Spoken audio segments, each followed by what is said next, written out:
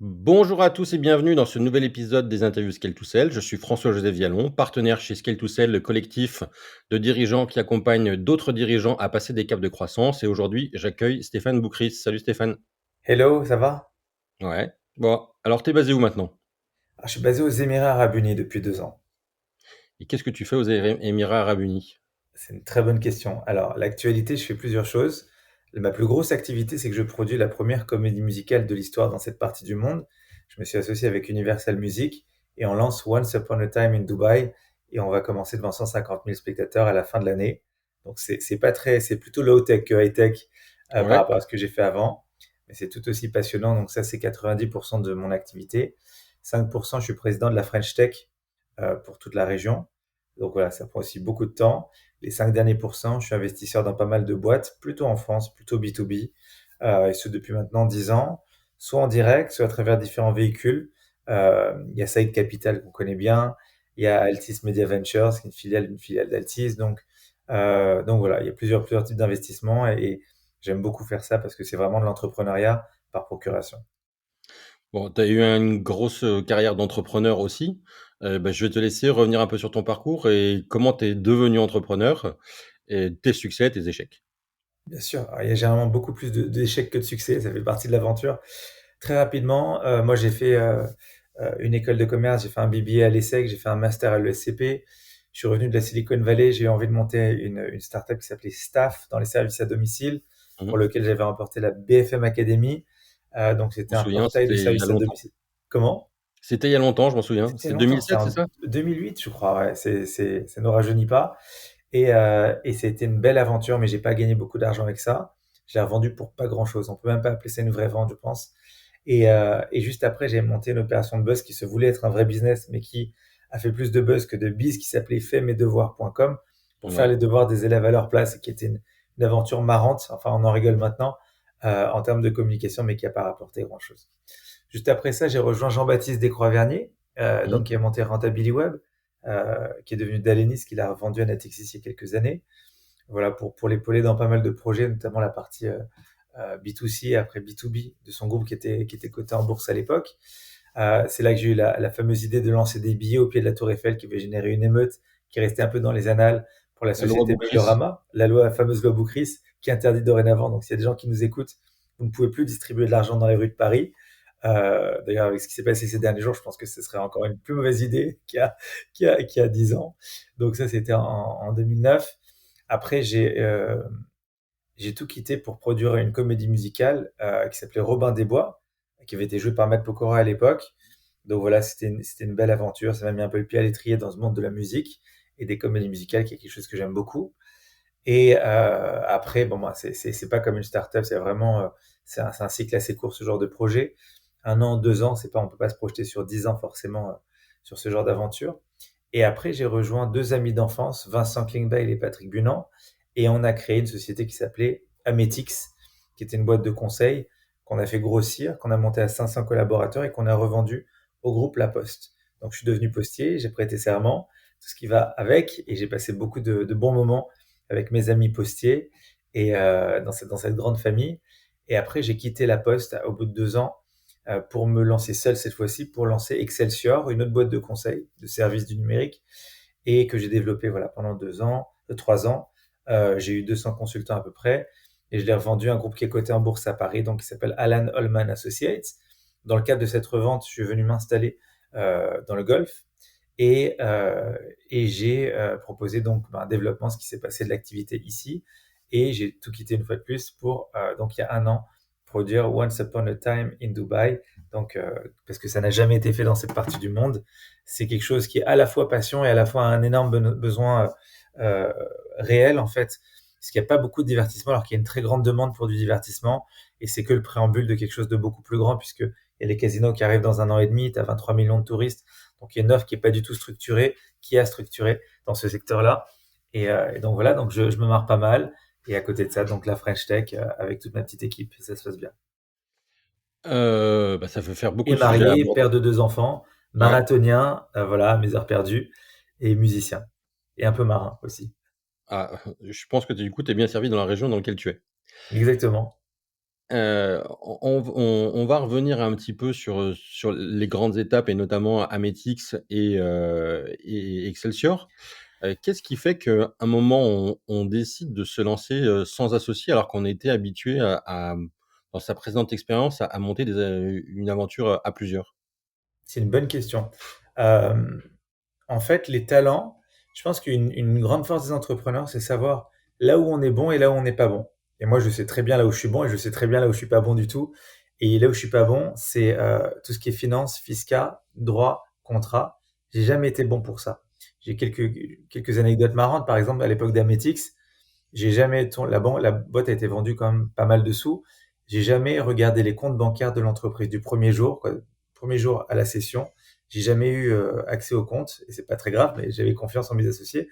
Pareil pour Excelsior. Alors pour Excelsior, c'était mon père qui faisait office un peu de grand DAF et j'avais même pas les codes du compte, c'est-à-dire de la création à la vente de la boîte que j'ai créée, j'étais le seul actionnaire, j'ai pas accédé une seule fois au compte de l'entreprise. Donc tout ça pour répondre à ta question, pourquoi on se lance sans associé? En fait, je pense qu'il faut pas se lancer seul, mais après les compétences, soit tu les associes, soit tu les salaries, soit tu les externalises. Mais en tout cas, c'est important de pas vouloir tout faire tout seul. Après, il faut trouver les bons associés. Donc, si tu les as pas, c'est pas évident.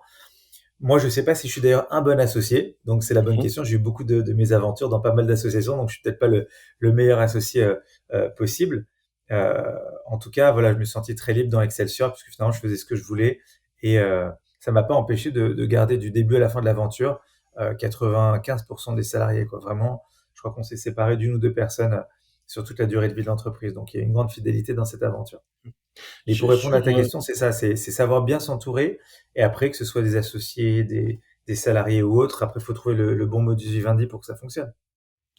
Est-ce que justement, que ça soit dans l'aventure Ametix ou dans l'aventure, Excelsior, il y a eu des recrutements, auxquels tu penses qui ont été plus stratégiques que d'autres et qui ont permis de passer des caps de croissance? Complètement. Complètement.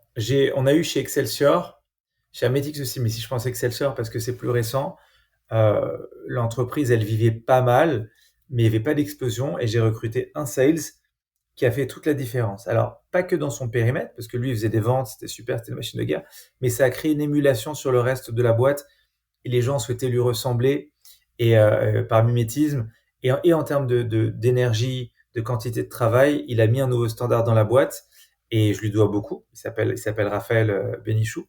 Il est assez exceptionnel et je pense que ça a bouleversé dans le bon sens du terme l'entreprise et il m'a permis aussi d'avoir en quelque sorte aussi, je me suis énormément reconnu en lui, ça m'a aidé aussi à avoir quelqu'un avec qui je pouvais échanger de manière quotidienne sur pas mal de sujets. Pour moi, en tout cas, ça a été extrêmement bénéfique. Donc, oui, d'un point de vue équipe, cette personne-là a changé Excelsior. Après, chez Ametix, on a fait plein de petits choix qui ont été stratégiques. Après, comme toute boîte qui structure, au début, tu n'as pas grand monde et après, tu as, voilà, t'as toute l'équipe compta, toute l'équipe IT qui se monte. Euh, je suis pas sûr que sur Ametix, on ait une personne clé qui fait toute la différence. Euh, sans doute tous les gens, les assistants comptables et tout, ont beaucoup servi parce qu'on était assez bordélique. Donc, ça a aidé d'avoir ce genre de personnes. Mais j'ai pas le souvenir d'avoir eu une ou deux personnes qui ont changé complètement la donne pour Ametix. Par rapport à Raphaël, qu'est-ce qui a fait que tu as pris cette décision de recruter? Est-ce que tu avais conscience d'une faiblesse ou en fait c'est un talent qui s'est imposé à toi, sur le champ de bataille? Alors, Raphaël, c'est quelqu'un que je connais depuis très longtemps. On est amis depuis pas mal d'années. Il devait rejoindre l'aventure au tout début. Ça s'est pas fait. Il a rejoint l'aventure, du coup, un an et demi après le début, malheureusement. Euh, mais donc, c'est quelqu'un avec qui j'ai toujours gardé contact. Et d'ailleurs, la plupart des gens que j'ai recrutés, c'est pas des gens qui sortent de nulle part. C'est des gens avec qui j'avais un lien de près ou de loin. Et après, il faut être opportuniste dans le bon sens du terme. Donc, quand on voit des pépites, il faut savoir justement créer les opportunités pour que ça fonctionne pour tout le monde. C'était quoi un peu, le positionnement spécifique d'Excelsior pour se différencier dans le secteur du conseil? Ouais. Alors, le secteur du conseil, c'est un secteur qui est assez poussiéreux, assez vieillissant. Et je sais pas, en France, ça remonte même aux années 60-70, le début des premières grosses SS2I, ESN. Euh, Nous, on avait un triptyque qui était justement le conseil, le recrutement. C'est souvent sur des boîtes de type petite ou moyenne, c'est assez similaire parce que tu as un tronc commun de chercher des talents, Mmh. chercher des opportunités. Tu as des talents qui veulent des missions, d'autres qui veulent un CDI, et tu as des clients qui veulent recruter un CDI et d'autres qui veulent juste des consultants. Donc, ça fonctionne plutôt bien ensemble. Chez nous, ça se marie assez bien. Chez Excelsior et d'ailleurs chez Ametix. Et ensuite, moi, j'ai toujours ajouté une dimension événementielle dans ce que je faisais. Donc, j'ai toujours créé des énormes hackathons. À l'époque Mmh. d'Ametix, j'avais créé le concours du meilleur développeur de France, qui a Mmh. été un énorme succès avec des concerts d'Aya Nakamura, de Maître Gims, 5000 développeurs qui codent, tout le CAC 40 qui est derrière. Donc, j'aimais bien ce genre de grande messe un petit peu. Déjà, c'était très lucratif. En direct, en indirect, ça crée du brand equity et du brand awareness pour nos entreprises. Et c'est ça un petit peu l'axe de différenciation. Alors, il n'y a pas que ça. On a fait des clips vidéo, musicaux, on a créé pas mal d'ouvrages qui sont devenus un peu des références. On a créé des clubs, notamment un club de CTO. On s'est vite rendu compte que ce soit chez Ametix ou Excelsior, on ne nous avait pas attendu et que personne nous ouvrait la porte parce qu'on n'avait pas le coup de tampon des grandes ESN.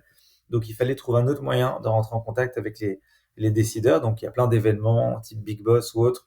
Chez Ametix, notamment, on était, je crois, les meilleurs clients de l'aventure.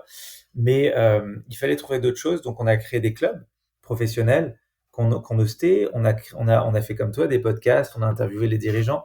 L'idée, c'était de pas faire le truc bête, entre guillemets, que tout le monde ferait, qui est d'aller voir un DSI ou un CTO et lui dire, est-ce que tu as besoin de développeurs ou de chef de produit? Sachant que le mec, il reçoit 50 messages comme ça par jour et que t'es pas Capgemini. Donc, fallait trouver un axe de différenciation. Donc, la communication, l'événementiel, ce genre de choses, ça nous a énormément profité. Du coup, on peut dire que tu étais une boîte drivée par sa communauté, en fait. Tu as vraiment Bah, créé ta complètement. On a créé une communauté. communauté. Chez nous, dans les bureaux d'Excelsior, quand tu vas chez Excelsior, on a laissé d'ailleurs, même s'ils sont partis pour rejoindre le siège de Allemagne, mais il y a les portraits de tous les gens qui nous ont fait confiance depuis le premier jour. Donc, tu as une vingtaine de décideurs IT, notamment, mais pas que, qui nous ont fait confiance. C'était vraiment le Hall of Fame avec tous les gens voilà, qui nous ont fait confiance. Et pour nous, c'était important de dire, voilà, si on est là aujourd'hui, c'est grâce à ces gens-là. On vous salue, quoi. Donc, c'était assez sympa. Et comme tu dis, on a créé une communauté. On a toujours essayé d'être des opportunités pour ces gens-là à tous les niveaux. C'est-à-dire que un de mes anciens associés disait plus qu'un client, un ami. Je sais pas si je suis devenu ami avec eux, mais en tout cas, j'ai essayé d'être force de proposition, un peu comme on le voit dans les matchs de foot, d'être une opportunité pour que ça se passe bien et pas que pour leur trouver des trucs business. Ça, c'est très important. Je pense que ça, les gens le voient directement et dès qu'ils voient quelqu'un qui essaie de te vendre quelque chose, ils sont réfractaires à ça. Donc c'est vraiment important, je pense, de se présenter comme une opportunité, comme une solution et pas comme un vendeur qui a son développeur à placer en mission. Parce que ça, c'est horrible pour la personne en face, quoi. C'est fini. Et du coup, dans toute cette structuration-là, comment tu t'y es pris? Il y a eu des caps que tu as passés progressivement? Heu, combien Excelsior, ça a été quoi la progression en termes de salariés entre la création et la vente, qui ont été relativement proches, en fait? Ça a été assez vite, hein, en 3 ans, 0 à 200 avec les consultants et les ressources internes. Ça a été assez rapide. Il y a eu ce qu'on appelle une vélocité. Il y a un effet accélérateur. Alors, la data intéressante, je pense, c'est que Excelsior, donc, ça a été valorisé aussi pas mal dessous. Ça a reposé, alors pas ça a reposé, mais en tout cas, ça a bien grâce à la confiance de 5 ou 6 personnes maximum.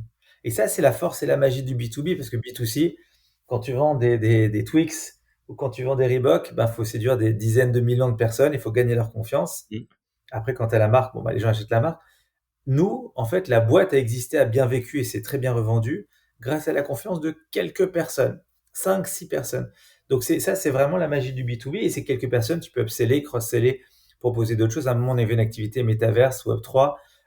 Comme la confiance était là, ils nous ont testé sur ces produits. Donc finalement, ça, c'est la magie du truc. Si tu arrives à avoir la confiance, et ça se mérite, de 4-5 personnes, bah, tu peux monter une boîte qui va faire des dizaines de millions d'euros de chiffre d'affaires. Et ça c'est vraiment fantastique.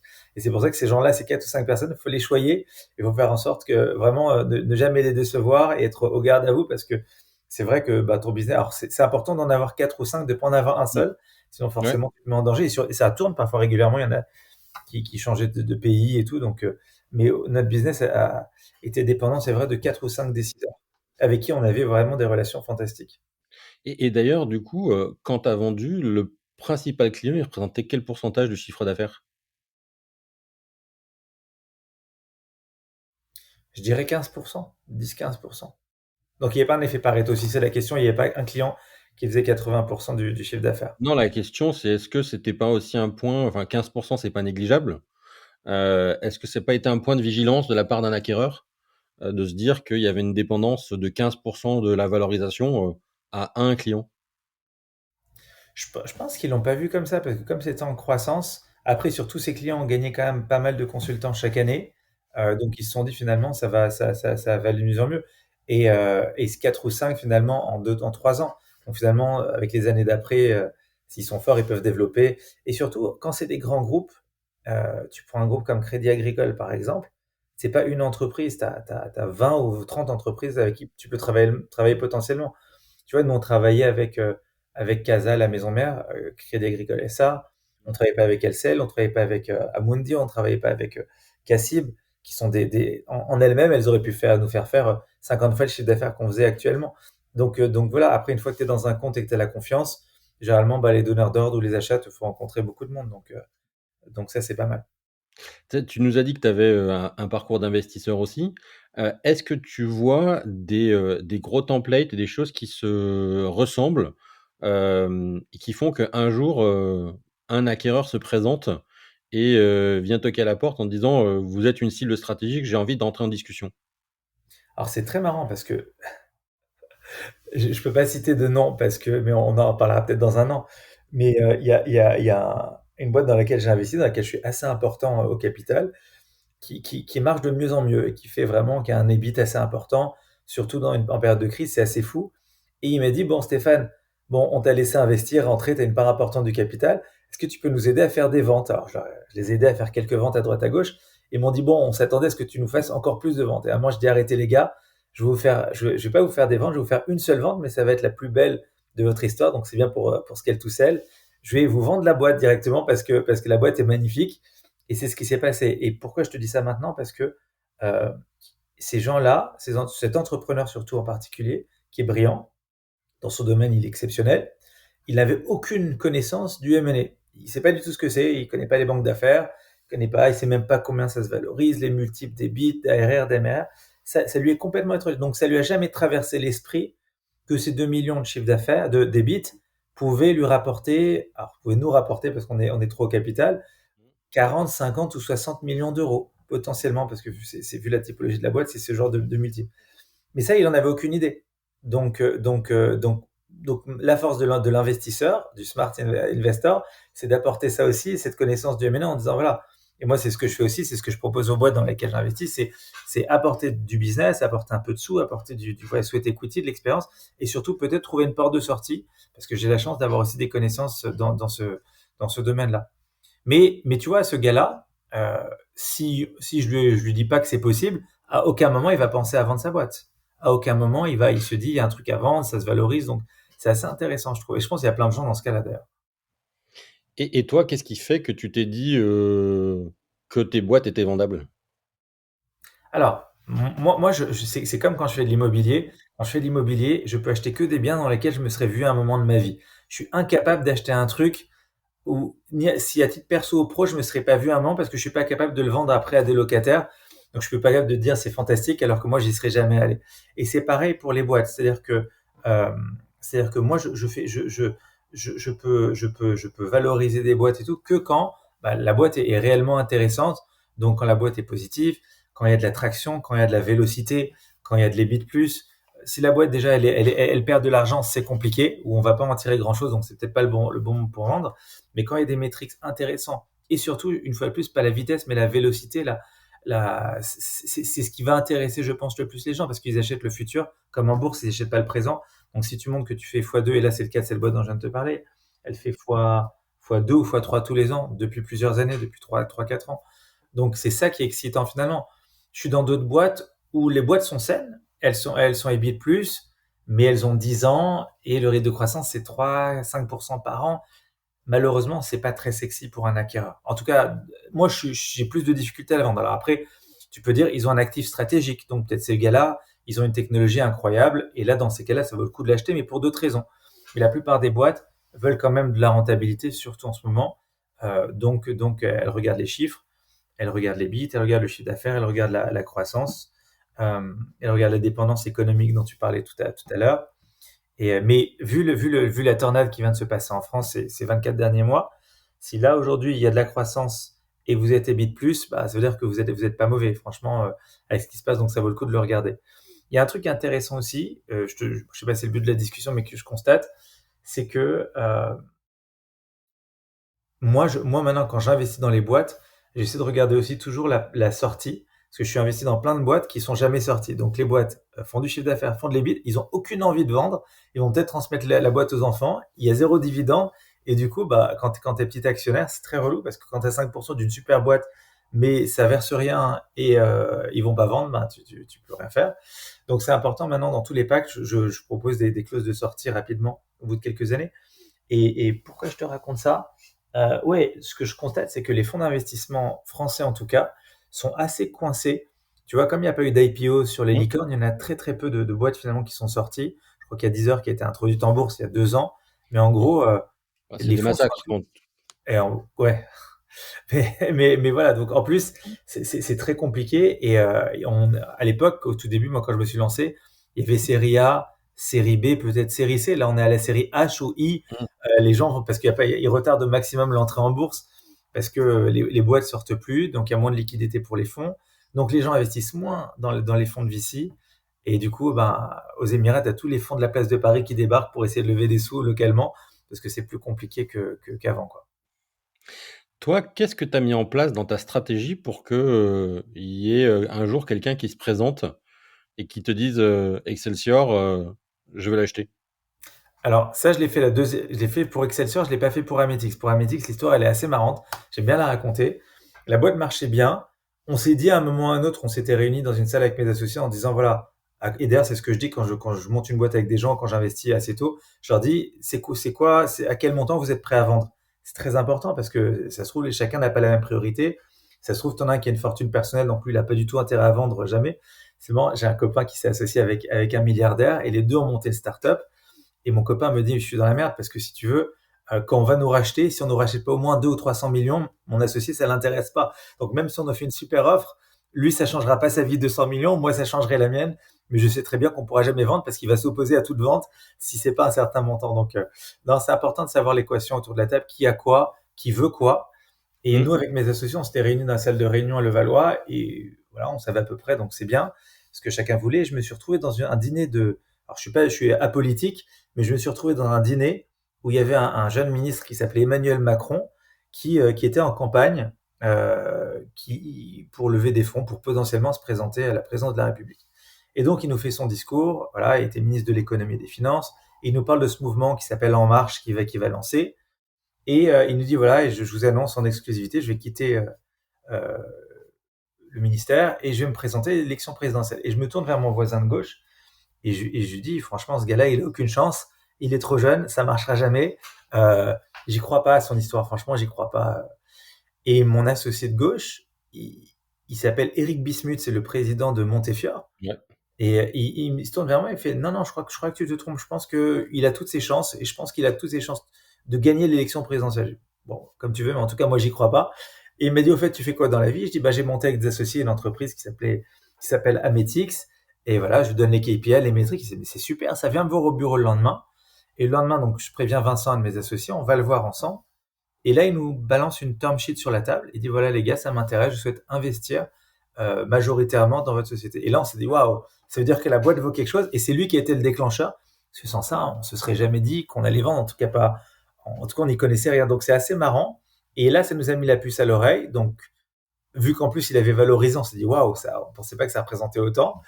Et là, on a lancé un process ensuite avec une banque d'affaires qui nous a été présentée par un ami, un gars qui s'appelle Marc Châtaignier, très sympa à l'époque, très spécialisé dans les ESN.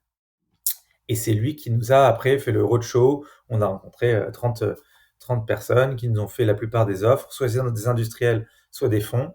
Et après, bah, on était trois associés. Vincent voulait lui continuer l'aventure et en faire un one point. Patrick, lui, était plus pour vendre.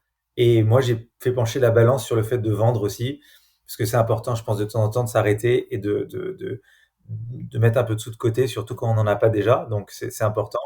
Et surtout aussi, c'était le potentiel pour nous que représentait la Poste en tant que partenaire pour réaliser la deuxième partie de l'opération. Parce que il y avait un earn-out qui était très important, comme souvent dans ce genre Mmh. de truc. Sauf que si tu as un partenaire qui est pas bon, bah, l'earn-out, tu l'atteins jamais. Et souvent, d'ailleurs, les earn-out sont pas atteints. Sauf que nous, on s'est dit, voilà, avec La Poste, c'est une boîte qui faisait 30 milliards de chiffre d'affaires, bah, si on est malin, on va pouvoir travailler avec toutes les entités de La Poste, et c'est ce qui s'est passé. Et donc, ensuite, pendant les 2, 3 années qui ont suivi, on s'est présenté dans toutes les branches du groupe La Poste en disant, voilà, on fait partie de la maison, on aimerait bosser avec vous, et on a eu la chance qu'ils nous fassent travailler énormément à tous les registres, et que ça nous a permis de débloquer finalement le deuxième volet de l'opération, ce qui était fantastique. Donc, la nature de l'acquéreur très importante. Moi, je connais plein de gens qui ont vendu en espérant toucher un earn-out qu'ils n'ont jamais touché. Donc, et d'ailleurs, moi, je dis souvent aux gens, je dis, voilà, quand ils ont une offre sur la table, je leur dis, est-ce que tu es content avec ce que tu es sûr d'avoir? Si tu n'es pas content, si tu mets tout sur la deuxième partie, laisse tomber parce que ça arrivera sans doute pas. Donc, faut te dire que si ça part en cacahuète finalement et que tu n'as que la première partie, que l'upfront, est-ce que ça te satisfait? Si la personne me dit oui, je dis bah vas-y dans ces cas-là signe, parce que le reste ce sera un bonus. Et, euh, et voilà. C'est pour répondre à ta question comment ça s'est passé. Et après donc tu me dis comment on prépare. Ta question c'est comment on prépare le Ouais. truc. Sauf que la deuxième fois quand tu as déjà vendu une boîte une fois, après tu sais comment ça se passe, tu sais ce que les gens attendent en face en termes de métriques, en termes d'organisation. Moi il y a plein de boîtes que je suis en train de structurer pour les vendre dans 2, 3 ans. Si tu as un gars tout seul, même s'il est super, alors je sais que WhatsApp a été racheté pour 26 milliards alors qu'ils étaient 15 et que ça gagnait pas un euro, un dollar de chiffre d'affaires, mais c'est un extraterrestre. La réalité, c'est qu'il faut des vraies équipes, il faut une organisation, il faut un DAF quand on est un peu trop créatif et un peu foufou. Moi, je mets souvent des DAF externes. Je passe par une boîte qui s'appelle Mindset Finance, qui est super. Dès que j'ai besoin, je leur demande un DAF. C'est vachement bien parce que les startups n'ont pas forcément les moyens d'avoir un DAF full-time dès le début. Donc, quand tu prends une demi-journée de quelqu'un qui est assez smart, financièrement parlant, ça aide la boîte à se structurer et à être dans les meilleures conditions finalement pour prévoir un bon atterrissage et pour pouvoir après présenter la mariée. Comment tu travailles justement avec les startups que tu accompagnes, la dépendance aux dirigeants? C'est une bonne question. Moi, je leur dem alors, il y a plusieurs cas de figure. Moi, je suis plus à l'aise quand ils sont prêts à accompagner la boîte. Je suis dans un cas de figure actuellement où c'est le contraire, où les entrepreneurs, malheureusement, sont usés, sont fatigués et je sais qu'ils veulent pas accompagner la boîte et ça, c'est problématique parce que c'est compliqué de livrer un bébé en disant: «Je m'en vais le lendemain». Même si la boîte même s'il y a rien de suspect, mais dire: «Je te livre le bébé et je me casse», quand c'est une boîte de 50 000 personnes, ça va bien, mais quand c'est une boîte de 100 personnes, c'est plus compliqué. Et, euh, et c'est pour ça que moi, dans les boards, la première question que je pose aux fondateurs, c'est quel est votre niveau d'énergie? C'est vachement important, Mmh. le niveau d'énergie, c'est ce qui est le plus important. Donc, quand l'énergie, elle est basse, ah, c'est qu'il y a un problème. Donc, euh, donc, euh, donc voilà. Après, il y a une autre boîte que je suis en train de structurer pour vendre. La boîte cartonne, ça va très bien. Et pareil, tout dépend d'un fondateur. S'il se casse les deux bras, les deux jambes au ski, la boîte ne vaut plus rien. Donc je lui dis, il faut que tu aies un numéro 2, il faut que tu aies un numéro 3. Et il y a la manière dont ce sera présenté au moment du roadshow. Tu as dû voir ça avec Scale to Sell. Mais en gros, au moment du roadshow, si tu dis tout repose sur moi ou si tu le dis pas mais qu'on le comprend, personne ne va racheter cette boîte-là. Parce qu'ils vont dire j'ai trop peur. C'est-à-dire ce mec-là, il me claque entre les pattes, la boîte ne vaut plus rien, elle s'effondre. Donc c'est très important de structurer la boîte et d'écrire l'histoire. Parfois, il y a des cas où tu as 3, 4 fondateurs, on va dire 3 fondateurs, et tu en as qui se projettent pas, qui disent, moi j'en ai un qui dit, moi j'en ai marre, je veux me barrer, et les deux autres veulent rester. Et je leur dis, dans ces cas-là, écrivez l'histoire de cette manière-là, en disant, en faisant disparaître celui qui veut partir, ça l'enlèverait à son nombre de parts, et il aura son chèque à la revente, mais ne dites pas que c'est le directeur marketing ou le directeur commercial, que tout repose sur lui, etc. Et de son, l'idée, c'est pas d'être malhonnête parce que tout se sait, mais en tout cas, préparer le terrain pour que cette personne-là diminue en puissance. Comme ça, quand on fait le roadshow, bah, cette personne-là, elle n'est pas personne clé, comme on dit, un homme clé, et on n'attend pas de lui. C'est-à-dire, on dit juste que c'est quelqu'un qui a joué un rôle important dans la boîte, moins maintenant et beaucoup moins à l'avenir, et qui fait plus partie de l'aventure dans le futur. Tu as parlé justement du futur et des earn-out.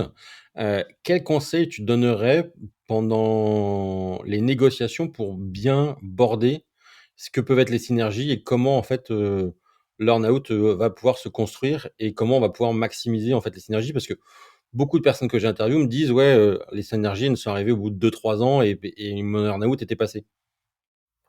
Alors, moi, je pense que c'est l'intérêt de tout le monde qu'il y ait des synergies parce que généralement, tu as un multiple de l'EBIT de la dernière année, on va dire. Mais si l'EBITDA est important, ça valorise aussi la structure qui te rachète. Donc normalement, les intérêts sont alignés. Donc c'est l'intérêt de tous que tu atteignes ton earn-out. Et s'ils sont malins, les acquéreurs, ben, ils essaient de te mettre une carotte un peu plus importante, un hameçon pour te garder quelques années de plus après. Ça, c'est une négociation à avoir. Après, personne ne peut s'engager à te faire travailler parce qu'on ne sait pas comment ça va se passer. Donc, je connais aucune boîte qui veut dire t'inquiète, je vais te faire des milliards. Alors, ils te le disent à l'oral, mais ils peuvent pas s'engager. Après, je pense que quand tu rentres dans un grand groupe type CAC 40, si tu es malin et que tu as une fibre un peu commerciale, c'est ce qui est le cas de beaucoup d'entrepreneurs quand même, quand on te lâche dans un groupe du CAC 40, normalement, tu es en mode diable, entre guillemets, tu arrives à générer des synergies par toi-même, tu es entrepreneur, tu as réussi à faire quelque chose à partir de rien. Si on te lâche dans une boîte qui fait 20 milliards, normalement, ça devrait bien se passer.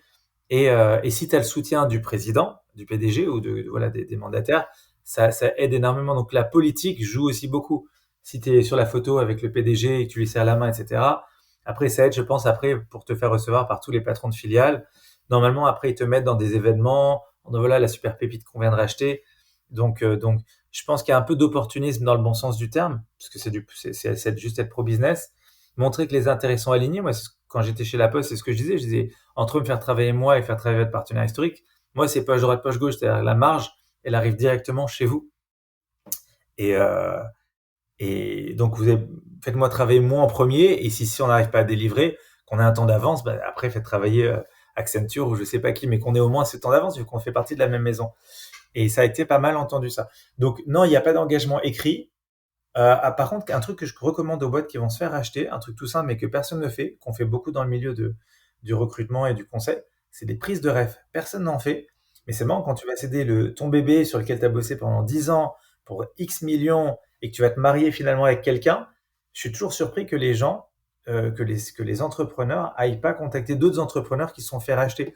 Mais moi, c'est le premier truc que je fais, c'est-à-dire je vais contacter d'autres entrepreneurs qui se sont fait racheter par la boîte en disant comment ça se passe. Et, euh, et ça va de soi, en fait, c'est du bon sens, parce que tu vas te marier avec quelqu'un, c'est bien de se dire, voilà, est-ce que toi, ça s'est bien passé et moi, d'ailleurs, et c'est pour ça que c'est important de garder des bonnes relations dans les deux sens, parce que moi, on m'appelle tous les jours pour me demander comment ça s'est passé avec telle boîte quand ils t'ont racheté, comment ça s'est passé avec telle boîte, c'est quoi le type de profil, est-ce qu'ils ont été faire, est-ce qu'ils t'ont vraiment payé ce qu'ils te devaient, est-ce qu'ils t'ont planté. Moi, je connais des boîtes qui sont des mauvais payeurs d'earn-out, je vais pas faire de dénigrement sur ton antenne, mais c'est vrai, c'est une autorité publique, donc les gens savent que ce sont des mauvais payeurs d'earn-out. Donc, quand tu vends, tu sais que le jour de la signature, tu le sais, il y a beaucoup de chances que ça aille pas jusqu'au bout. C'est un pari que tu prends. Après, ça vaut peut-être le coup de le prendre, mais donc oui, faire des due deals dans les deux sens, parce que les due deals, c'est souvent toi, petite boîte, auditée par la plus grosse boîte, mais en fait, ça doit être fait aussi dans l'autre sens, sur qui te rachète, pourquoi ils te rachètent, quels sont leurs intérêts économiques, politiques parfois, et ouais, qu'est-ce que vous allez pouvoir faire ensemble, et comment ils se sont comportés précédemment dans cette boîte-là, ou peut-être dans une autre vie, parce que les dirigeants, ça bouge énormément.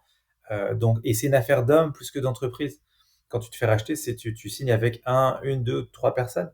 Donc, quand on signe avec tel groupe, c'est en fait, on signe surtout avec des êtres humains qui étaient pas là avant, qui seront plus là plus tard. Donc, c'est important de. D'ailleurs, il m'est arrivé, j'ai une anecdote assez intéressante par rapport à ça. Quand on a fait tout le process avec La Poste pour Ametix, et à l'époque, il y avait un trio qui était le trio venu en rendez-vous. Donc, tu avais la présidente de DocaPost, qui s'appelait Muriel Barnéou, tu avais le DG de DocaPost, qui s'appelait Eric Benolo, et tu avais le directeur M&A pour DocaPost, qui s'appelait Bruno Alfroy. Donc, le process se passe plutôt bien, on va jusqu'au bout. Au moment de la négo, tu le sais mieux que personne, on rentre en négociation exclusive, donc on dit non à tous les autres, on dit à tous les autres, à la vingtaine d'autres, merci beaucoup, on a choisi La Poste pour avancer, en tout cas on ne peut plus avancer avec vous. Et au bout des trois quarts des négociations, on apprend que Muriel, la PDG, elle va être mutée au sein du groupe La Poste et qu'elle a plus son poste, que le DG, il va partir en pré-retraite, Eric, et malheureusement, Bruno, le directeur du M&A, il a eu un gros accident de santé. Donc les trois personnes avec qui on avait dealé, tapé dans la main finalement, en l'espace de quelques jours, ils sont partis. Et on s'est retrouvé dans la mouise et on a dû avoir une nouvelle équipe qui est arrivée et qui nous a dit, bah, c'est ça, moi, le dossier Ametix, on me l'a posé sur ma table, mais je vous connais pas et je vais regarder, mais franchement, je sais pas si c'est vraiment intéressant pour nous. Et c'est assez fou quand même parce que trois personnes, et en l'espace de quelques jours, les trois personnes avaient bougé. Et, euh, et donc voilà, donc oui, c'est une affaire d'homme avant d'être une affaire d'entreprise, c'est sûr. Par rapport aux équipes, comment on embarque pour toi, de la meilleure façon les équipes dans un nouveau projet qui s'intègrent dans un groupe, alors que souvent elles ont rejoint justement une petite boîte de façon à être pas un pion dans un groupe. Ah, il y a plusieurs options possibles. Déjà, tu peux rester à part. C'est-à-dire que si tu es dans ta cellule, pendant les premières années, rien ne change normalement. Après, si tu arrives directement au siège, dans la grande tour, c'est sûr que ça fait énormément peur avec toutes les idées qu'on peut avoir sur le grand groupe qui rachète. Tu peux faire un plan d'intéressement pour tout le monde en disant, voilà, moi j'ai touché un peu de sous, c'est normal, j'avais investi, donc c'était le capital. Sur la deuxième partie, il y a encore un peu de sous à aller chercher. Et ça, je le partage avec vous. Donc si ça marche, ben, c'est collectif. Donc vous avez intérêt à m'accompagner dans ce projet. C'est ce qu'on appelle juridiquement, je crois, les man pack un petit peu. Enfin, on l'appelle comme on veut. Mais donc il y a un moyen de fidéliser par l'argent. Euh, de montrer que c'est justement ces synergies vont leur permettre aussi de faire beaucoup plus. La carte de visite, c'est important aussi quand vous travaillez pour. J'adore Ametix et c'est super, mais le groupe La Poste, c'est 30 milliards de chiffre d'affaires, 300 000 personnes, une jolie carte de visite. Sur LinkedIn, c'est sympa d'avoir marqué Carrefour ou LVMH, plutôt parfois que Ametix ou Excelsior. Et c'est normal, c'est des boîtes qui ont des centaines d'années. Donc c'est avoir aussi plus de crédibilité d'un point de vue pro, avoir des synergies, avoir un intéressement. Euh, oui, je pense il faut leur vendre le projet. Et même si tu leur vends le projet, tu en as plein qui adhèrent pas, tu en as plein qui ont des Mmh. préjugés sur le grand groupe qui va virer tout le monde. J'ai vécu des trucs assez lunaires où les gens sont persuadés qu'ils vont se faire virer le jour d'un rachat. Alors que s'ils ont racheté, c'est surtout dans le tertiaire, c'est pour les humains qu'il y avait dedans, vu que c'est ça qui est valorisé. Donc, euh, donc ouais, non, c'est une bonne. Alors moi, la question, je l'aurais pas posée comme ça. C'est vraiment, enfin, le corollaire, j'aurais posé la question comment un grand groupe ou une grosse entreprise fait pour fidéliser la startup plutôt que comment fait la startup en gros pour résister et pour garder son identité et sa souveraineté. La question, c'est surtout comment le grand groupe fait pour pas que tout le monde se barre entre guillemets en un an. Ça, c'est une vraie question. Je crois que c'est ce qu'on appelle la PMI. C'est vraiment l'intégration. Et je pense que personne ne le fait en fait. Ça, c'est vraiment un bon business. S'il y a des gens qui nous écoutent qui veulent se lancer là-dedans, ou en tout cas pas assez, moi je l'ai vu très rarement, et c'est tellement crucial. C'est-à-dire, tu mets des dizaines de millions, parfois des centaines de millions d'euros pour acheter une boîte, tu mets ta crédibilité en jeu en tant que dirigeant, et tu passes très très peu. Une fois que le deal est signé, j'ai l'impression que le deal est signé, ciao, allez, au suivant, entre guillemets, comme disait Brel. Et c'est malheureux parce que c'est vraiment crucial. Donc moi, je passerai beaucoup plus de temps à l'après qu'à l'avant. Et je nommerai des cellules spécialisées d'intégration dans ces groupes-là pour que ça se passe bien. Parce que souvent, alors c'est très compliqué parce qu'il faut mettre le curseur on va faire en sorte que ça se passe bien sans être en mode espion en disant bah, on vous Mmh. envoie nos sbires chez vous pour voir si vous travaillez bien. Donc, il faut trouver un petit peu le juste milieu.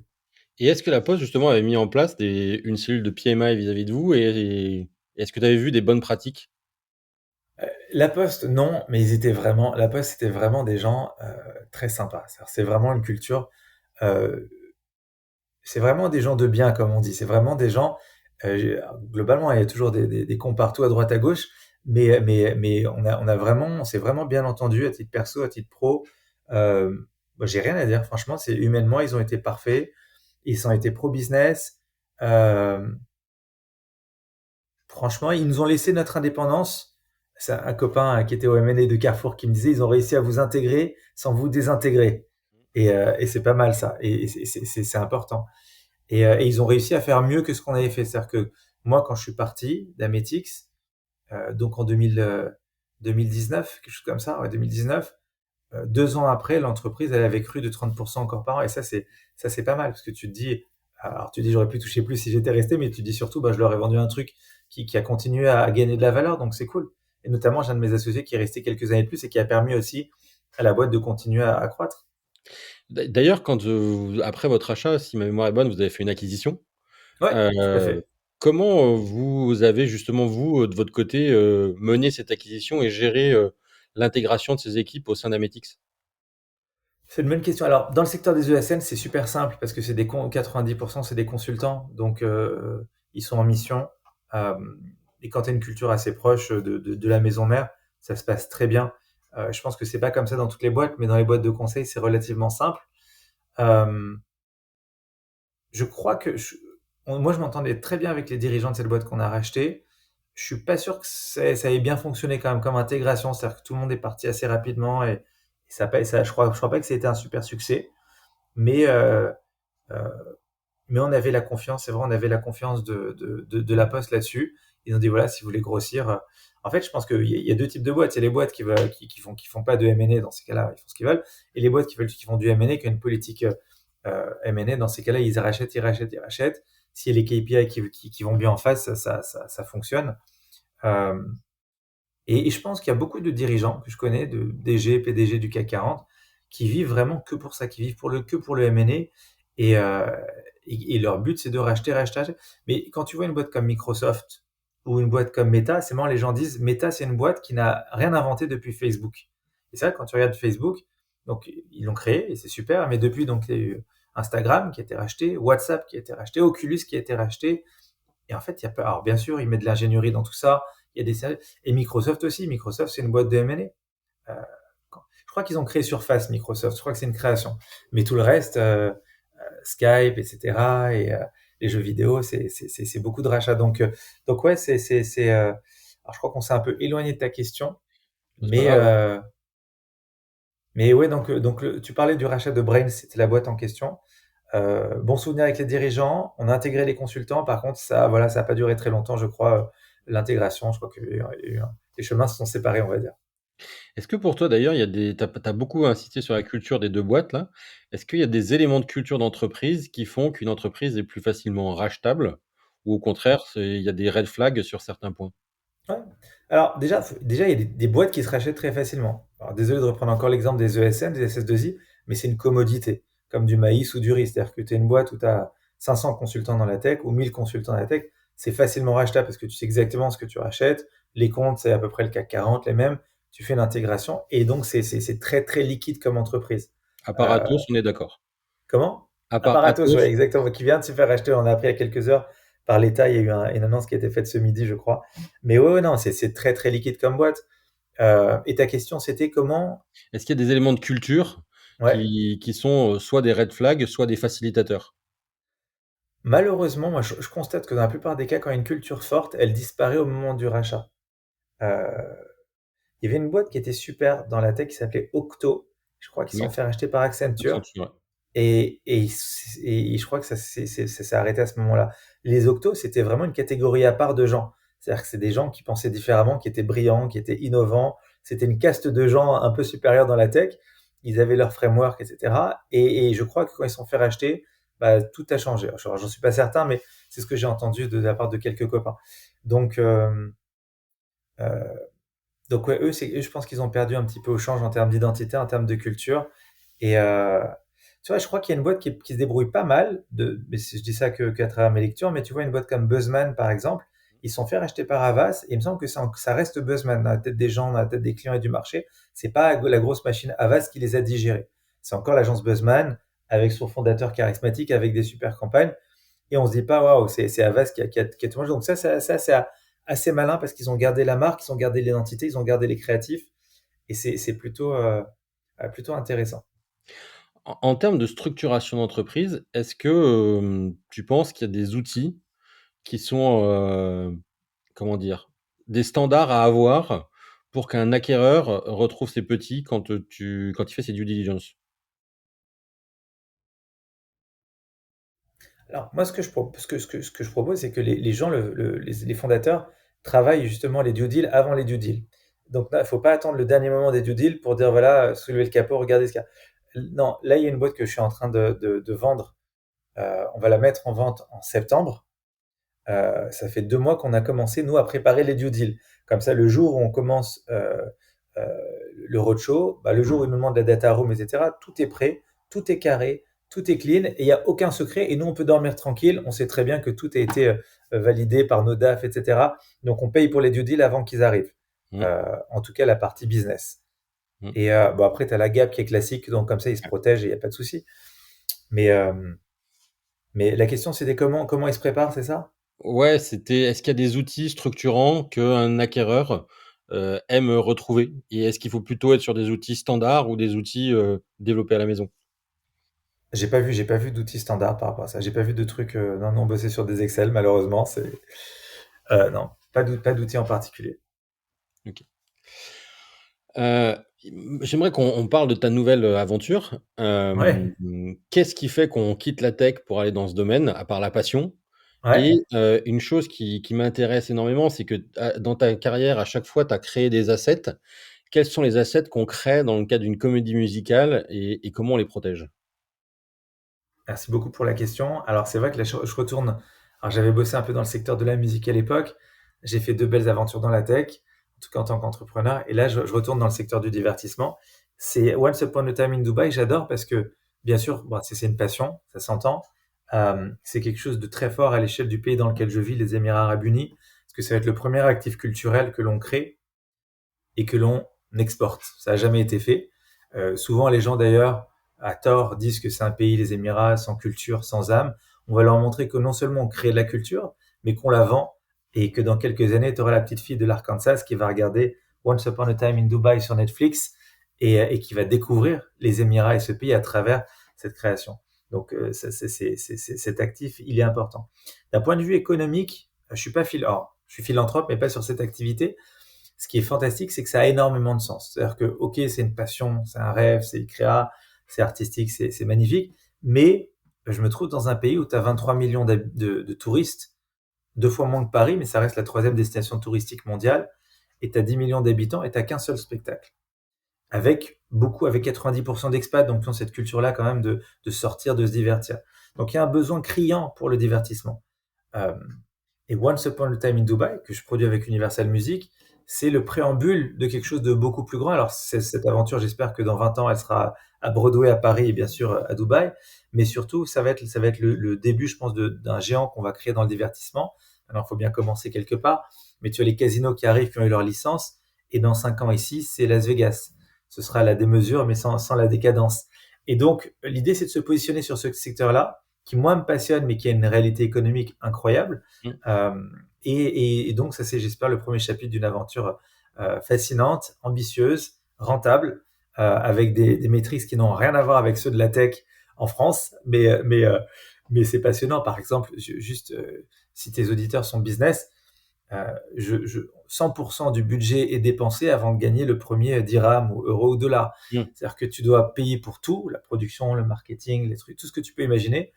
Et les gens, généralement, achètent leurs billets avant que ce soit Madonna, mais ils achètent leurs billets la veille ou l'avant-veille. Donc, en gros, nous la première, c'est le 20 décembre. Alors, si les gens nous écoutent, allez sur onceupon-a-time-in-dubai.com le 20 décembre. Et en fait, jusqu'au 19, au 18 ou au 15, 100% du budget a été dépensé avant d'engranger les premiers dirhams. Donc, heureusement qu'on a des sponsors que je finance, qu'on a des financiers, mais c'est un business assez particulier et il n'y a pas de pivot. C'est-à-dire que tu montes une startup à Paris, bon, si ça marche pas, tu fais ce qu'on appelle un pivot et parfois ça marche. Moi, j'ai été dans des startups investisseurs dans lesquels il y a des pivots et ça, non, là, il n'y a pas de pivot possible. C'est soit ça marche parce qu'il n'y a pas de deuxième chance. Et tu disais comment tu protèges ça? C'est un actif culturel. La marque est protégée, le script est protégé. Euh, tout a été déposé et tout a été validé par les autorités du pays parce qu'on joue avec l'image quand même d'un pays. Le nom, ça peut paraître fou quand on parle en France, mais Once Upon a Time in Dubai, ça paraît commun. Et le fait d'avoir Dubaï dans ton nom, ici, c'est comme Disneyland, c'est-à-dire que c'est une propriété intellectuelle. À Paris, tu veux monter le café de Paris, tu peux. Ici, le café de Dubaï, c'est super réglementé, donc on a dû passer dans les fourches codines un petit peu des autorités pour que tout soit validé et tamponné. Et donc, on a tout protégé pour que ce spectacle soit pas mal exploité et que voilà, demain, il soit à New York, il soit à Shanghai et il soit à Paris. Donc, ça va être fantastique, je pense. Qu'est-ce qui t'a d'ailleurs le plus surpris quand tu es passé du monde de la tech à ce monde-là? Alors, à la base, j'étais un peu dans la musique en France, qui était un milieu un peu pourri. J'ai basculé dans la tech, qui est un milieu beaucoup plus noble, beaucoup plus humain. Tu écris un mail à Xavier Niel, maintenant tu as une réponse dans les 3 minutes. On est Il a d'accord. 1000 entreprises dans la tech, il va te répondre dans les 3 minutes. Écris un mail au patron d'énergie pour essayer de passer ta chanson, on va voir en combien de temps il te répond. Au programmateur de Virgin Radio, je sais pas quoi, au RTL2, ça arrivera jamais. Les gens vraiment, dans la musique, tu as des castes, t'as des baronniers, etc. Donc ça, c'était la France. La chance que j'ai ici, c'est que moi, j'arrive avec un projet qui est sans précédent. C'est-à-dire que quand je suis arrivé ici, il y a un an, quand j'ai développé ce projet, j'ai dit on va monter la première comédie musicale de l'histoire dans cette partie du monde. Donc les gens sont bien disposés parce qu'ils disent c'est le premier, c'est pas le 17e qu'on m'a présenté cette année. un sentiment, je vais pas dire patriote parce qu'on n'a pas le passeport, mais un sentiment un petit peu de dire, bah, tu pousses la marque Dubaï en avant, donc tu fais quelque chose J'ai un de mes sponsors qui est McDonald's, et le patron de McDonald's sur la région, Walid, et un jour il m'appelle et il me dit Stéphane, je te sens tendu et tout. Je dis, bah oui, on tarde à ouvrir la billetterie, on a 150 000 places à vendre. Et il me dit, mais Stéphane, je crois que t'as pas très bien compris. Euh, T'as pas à être stressé par rapport à McDonald's. Nous, on te soutient parce que tu soutiens la région et tu essaies de pousser en avance cette région à travers le monde et dans l'inconscient collectif. Et à partir du moment où tu fais ça, McDonald's est fier de te soutenir. Donc, si tu vends 150 000 places, c'est fantastique. Alors, si tu en vends zéro, c'est problématique. Mais en tous les cas, tu devrais pas te stresser parce que dans tous les cas, nous, we got your back. On est derrière toi, entre guillemets. Donc, et c'est comme ça sur tous mes sponsors, Accor, Carrefour. J'ai jamais vu ça. C'est vraiment, je crois que c'est un peu la chance du débutant. Ils sont tous derrière à dire à moi et à mon équipe, hein, il y a une trentaine de personnes, allez-y les gars, on est derrière vous, quoi. Parce qu'ils croient vraiment que au-delà du business et des chiffres, etc., on est en train de créer, comme tu disais, un actif culturel dont on parlera encore dans 20 ans.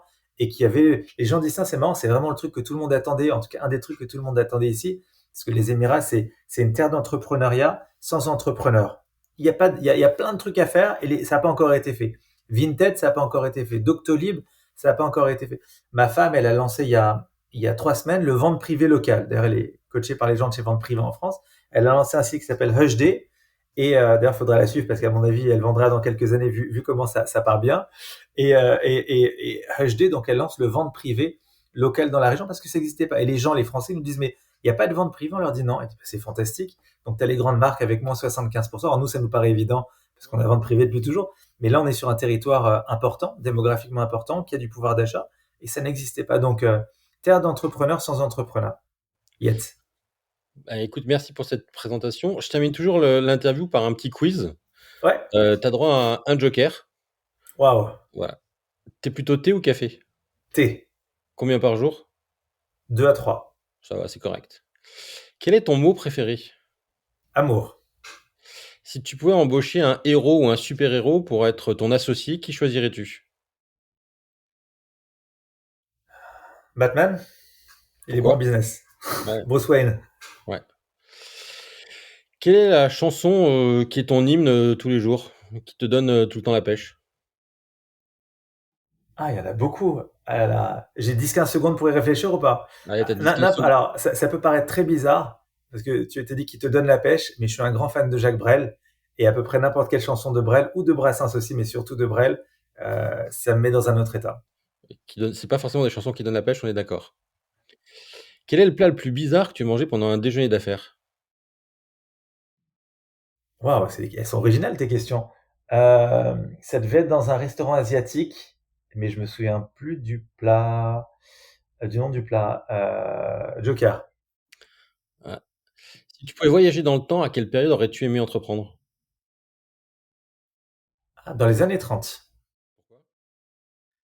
Encore connaissant l'histoire, j'aurais investi sur les bons trucs et j'aurais entrepris dans les bons secteurs. D'accord. Est-ce que tu es plutôt sushi ou sandwich? Sushi, Est-ce que tu es plutôt McDo ou gastro? McDo. Bonjour le sponsor. Est-ce que tu es plutôt Vincent Klingbeil, Bernard Tapie ou Jean-Baptiste Descroix-Vernier? Ah purée, c'est dur. Ah, dis-donc. Alors, Bernard Tapie, je l'ai pas connu très longtemps, je l'ai connu quelques années. Jean-Baptiste, ça reste mon père professionnel et c'est un de mes mentors. Allez, on va dire Jean-Baptiste Descroix-Vernier. Est-ce que tu es plutôt lundi matin ou vendredi soir? Lundi matin. Quelle est la chose la plus étrange que tu aies dans ton bureau? Qu'est-ce que Mon bureau en ce moment, alors là, je suis dans la chambre de ma fille, hein, pour ceux qui ont pas remarqué. Dans mon bureau ici, alors mes bureaux à l'époque, alors on va prendre mes bureaux chez Excelsior que j'ai quitté il y a pas longtemps. J'avais des sculptures géantes des personnages Marvel, fait par une boîte allemande qui s'appelle Muckel. Donc, si vous voulez des trucs sympas dans vos bureaux, vous allez sur eBay ou vous achetez neuf des sculptures géantes de tous les personnages Marvel. Écoute, merci beaucoup. Avant de se dire au revoir, est-ce qu'il y a une personne que tu me recommandes de contacter de ta part pour qu'elle passe à son tour dans les interviews Scale to Sell? Oui, j'ai un de mes meilleurs amis qui s'appelle Eric Beneftali. Je ne sais pas si tu l'as Ouais, déjà reçu. je ne l'ai pas qui reçu. est, Je sais très bien qui est qui c'est. fantastique. Tu peux le Media contacter de Scale. ma part. C'est un entrepreneur hors pair qui a monté des boîtes, qui a vendu des boîtes, qui a racheté des boîtes. Donc, pour la thématique M&A, je pense que c'est quelqu'un de très pertinent, très humble, beaucoup plus humble que moi, et vraiment inspirant. Et ça a été aussi voilà, un copain, un mentor. Il a toujours été là pour moi. Je pense qu'il pourra donner aussi plein de bons conseils à tes auditeurs. Bah, super. Si des auditeurs souhaitent te contacter, quel est le meilleur canal pour venir à toi? Soit LinkedIn, soit par mail, stéphaneboucris@gmail.com. Eh bah, super. Stéphane, on a tenu le timing. Merci beaucoup. Et puis, rendez-vous à Noël à Dubaï Ça pour marche. les premières de Once Upon a Time in Dubai. Avec plaisir. À bientôt. À bientôt. Ciao, ciao. Salut.